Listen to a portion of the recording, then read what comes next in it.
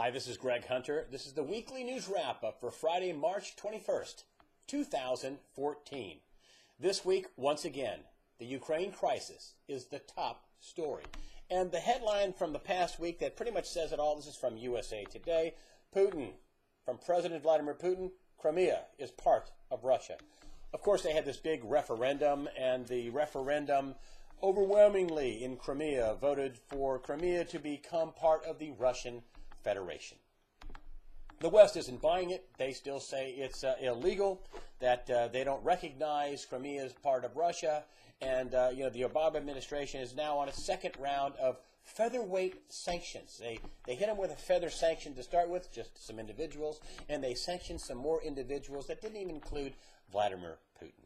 Now, the Russians hit back with some of their featherweight sanctions and some other bigger things as well. But my question, before we go on, is if this is such an international crisis, why the light sanctions? Featherweight, paltry, meaningless sanctions. Why the sanctions? Russia also upped the ante. They reportedly sold a lot of treasury bonds, something like $100 billion worth of treasury bonds. China also a seller in the treasury bond market, reportedly.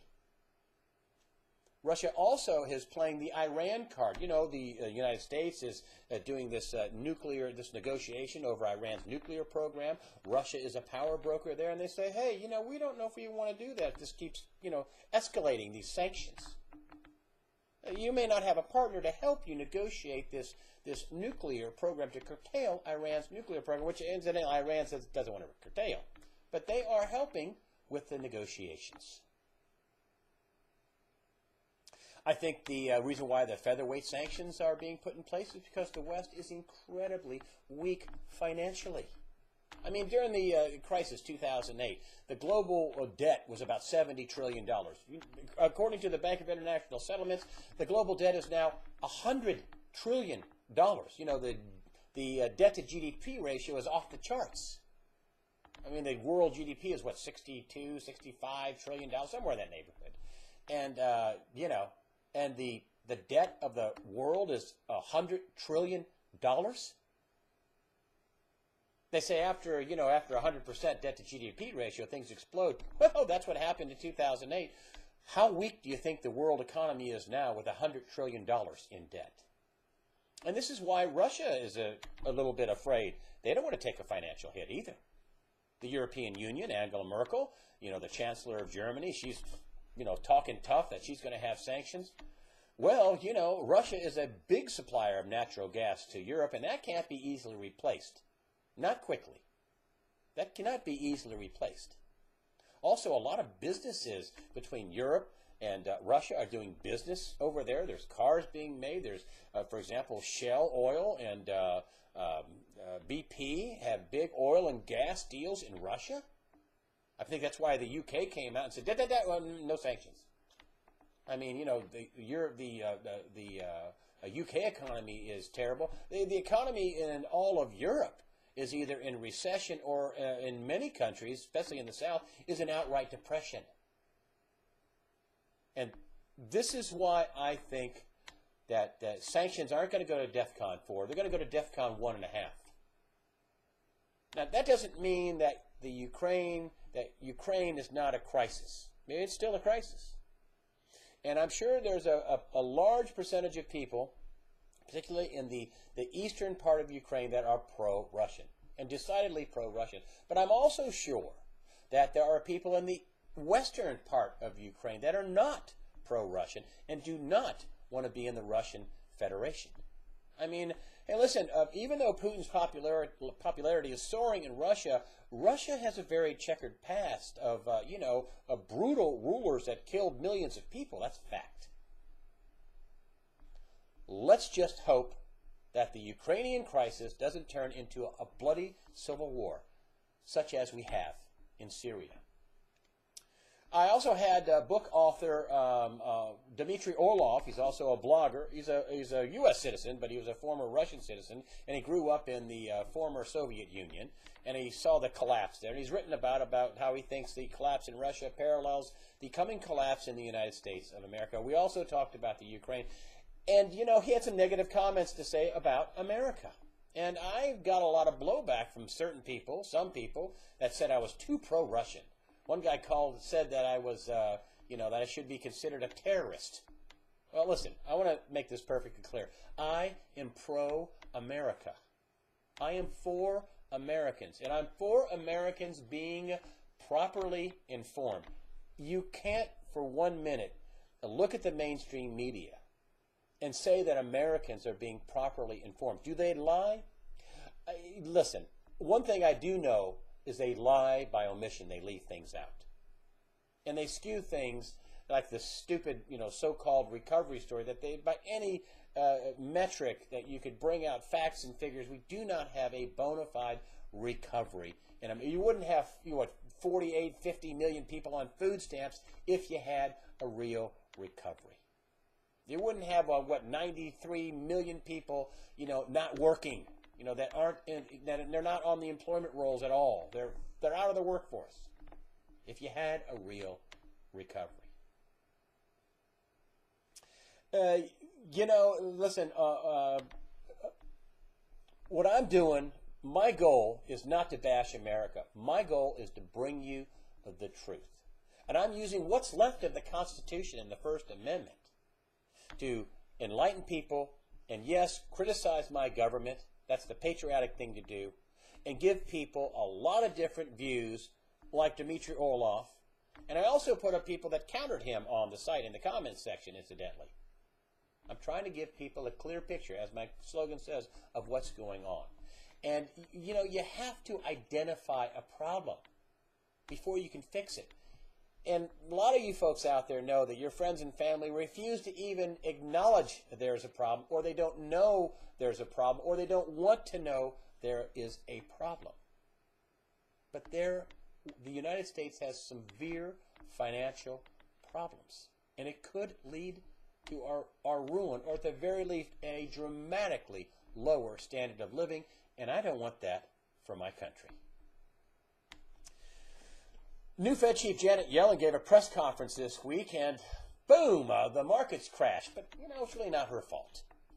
Since the Volcker days, Volcker ran up interest rates, and ever since the Volcker days back in the Reagan administration, rates have been coming down, down, down, down, down. And I think when Fed head Ben Bernanke came in, we were pretty much at the bottom of the interest rate curve. Pretty much at the bottom. Now the Fed says, and everybody else says, hey, listen, interest rates are zero. They can't go any lower than the Fed funds rate. And we are going to have higher interest rates. Also, the Janet Yellen Fed instituted another taper. They cut off another $10 billion of this bond buying, treasuries, mortgage-backed securities. They're still giving $25 billion each and every month to the bankers. And nobody will ask, hey, which banks are getting that money? So it really isn't her fault. But James Rickards, I talked to him. And he'll be in an interview coming up early next week. Of course, he is from, best-selling author. He is a financial expert. He's the guy the Pentagon brings in to play war games with other countries around the world, financial war games. And he says, the reason why the Fed is tapering is because they're insolvent. That's right. James Rickards, author of Currency Wars, financial expert, investment banker, says the Fed is insolvent. They must taper. They have to taper. He talks about gold, what investments you should be in. He talks about the coming collapse, the crisis. The dollar is going to lose lots of buying power. We talk about everything. You will not want to miss this interview. Coming out early next week on USA Watchdog, James Rickards. His new book is called The Death of the Dollar. You won't want to miss this interview. Next up, I've got to give a shout out to Mark Zuckerberg of Facebook fame. Here he is. This was a little more than a week ago, and this is a guy with some clout, right? What's this guy? He's even 30. He was able to call up the White House and tell President Barack Obama what he thought about the NSA spying, and I've got to read it to you here. He posted this on his Facebook page, and I got to give a shout out to him because I never really thought much of him until now. He said, our engineers work tirelessly, sorry about that, to improve security. We imagine we are protecting you from criminals, not our own government. He posted this, as I said, on his Facebook page. Woo! Think he'll still get invited to the White House after saying that? His displeasure. He's expressing his displeasure about all this NSA spying. And you know, anybody on the internet knows spying is bad for it. It's economy killing. People will surf on the internet less. People will buy less things on the internet. Maybe people won't buy a smartphone if they think the NSA is following them around and listening to every phone call and reading every text. And that's what is happening. Everyone in America is being surveilled by the NSA. It's just outrageous, and to me, I think it's unconstitutional. And yet Nancy Pelosi on the Democratic side and John Boehner on the Republican side both voted to, keep the NSA spying on full speed. Pretty unbelievable.